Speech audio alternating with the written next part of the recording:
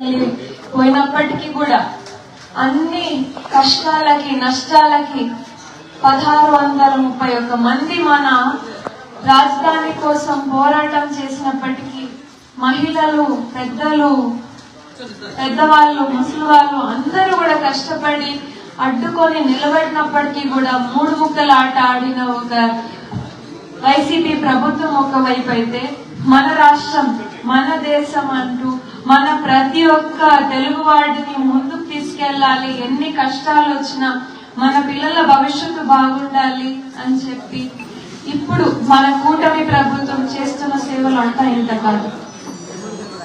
ఒకవైపు 5 రూపాయలకు కేజీ బియ్యం ఇప్పటికీ కూడా ఇస్తున్నాము అంటే 2 రూపాయలకు కేజీ బియ్యం ఇప్పటికీ ఇన్ని సంవత్సరాల తర్వాత ఎన్టీఆర్ గారు ఎప్పుడు స్థాపించారో కానీ అప్పటి నుంచి ఇప్పటికీ ఈ కాలంలో ఇంత ధరలు పెరిగిపోయిన సమయంలో కూడా 2 రూపాయలకి కేజీ బియ్యం ఇవ్వడం, 5 రూపాయలకే పేదవాళ్ళకి భోజనం 205 అన్న క్యాంటీన్ల ద్వారా ఇవ్వడం, ఇంకా ఎన్టీఆర్ భరోసా పెన్షన్ ని 3000 పెన్షన్ ని 4000 చేయడం, ఇంకా వికలాంగులకి 6000, 10,000, 15,000 పెన్షన్లు చేయడం. మనం చూసుకుంటే మన దేశంలోనే ఏ రాష్ట్రం కూడా ఇంతవరకు ఇంత పెన్షన్లు ఇస్తున్న ఏ ప్రభుత్వం కూడా నేనైతే ఎక్కడ చూడలేదు.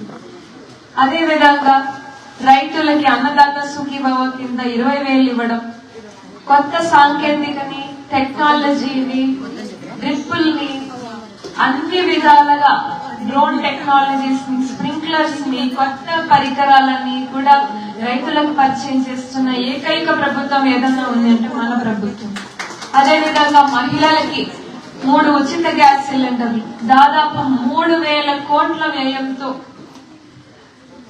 ఇవాళ ప్రతి ఒక్క ఇంటికి దాదాపు 1 కోటి ఇళ్లకి 3 ఉచిత గ్యాస్ సిలిండర్లు ఇవ్వడం, ప్రతి మహిళ తనకి ఎంతమంది పిల్లలు ఉన్నా అందరికీ కూడా ఉచితంగా ఎడ్యుకేషన్ కి హెల్ప్ చేయడం, అంటే దాదాపు 67 లక్షల మంది పిల్లలకి 9,980 కోట్ల రూపాయలతో తల్లికి వందనం అందించడం అంటే సామాన్య విషయం కాదు.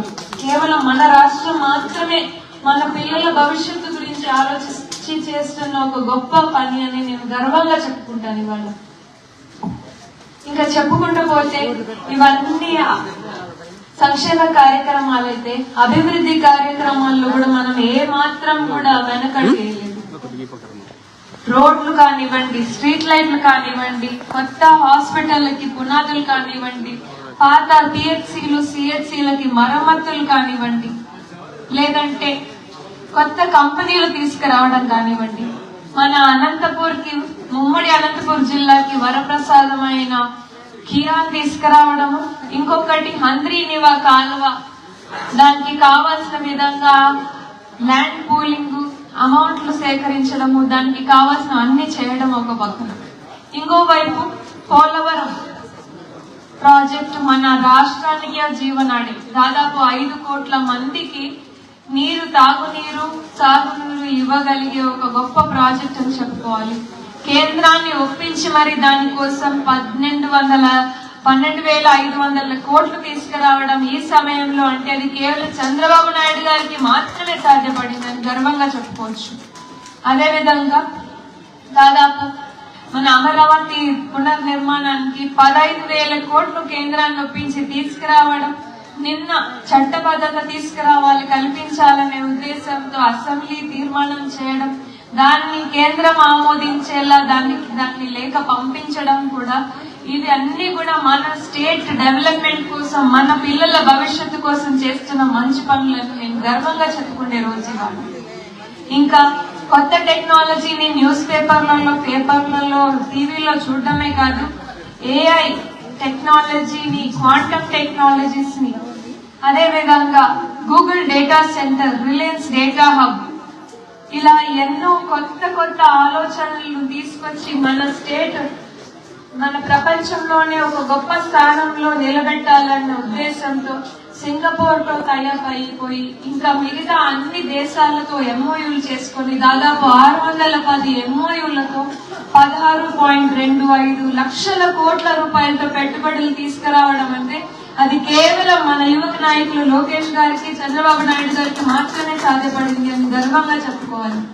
దీంతో మన పిల్లలకి దాదాపు 16.15 లక్షల మంది భవిష్యత్తుకి కొత్త ఉద్యోగ అవకాశాలు కల్పించే మన ఆంధ్రప్రదేశ్ లో, మనం ఏ బెంగళూరు హైదరాబాద్ కు వెతుక్కుండే పని లేదు. మన రాష్ట్రంలో మన ఇంట్లో ఉండి పని చేసుకునే అవకాశం మన గవర్నమెంట్ సృష్టిస్తుంది.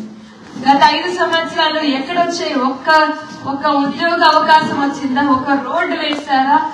ఒక మంత్రిని ప్రాజెక్ట్ చేశారా? ఒక చెరువు నింపారా అనేది మనం ప్రశ్నించుకోవాలి. 10 మంది వైసీపీ వాళ్ళు వచ్చి మనల్ని అడిగితే ఏం చేసింది మీ ప్రభుత్వం అంటే ఇవన్నీ చేసింది అని గర్వంగా చెప్పుకుంటే రోజు ఇది అని మనం గర్వంగా చెప్పుకున్నాం.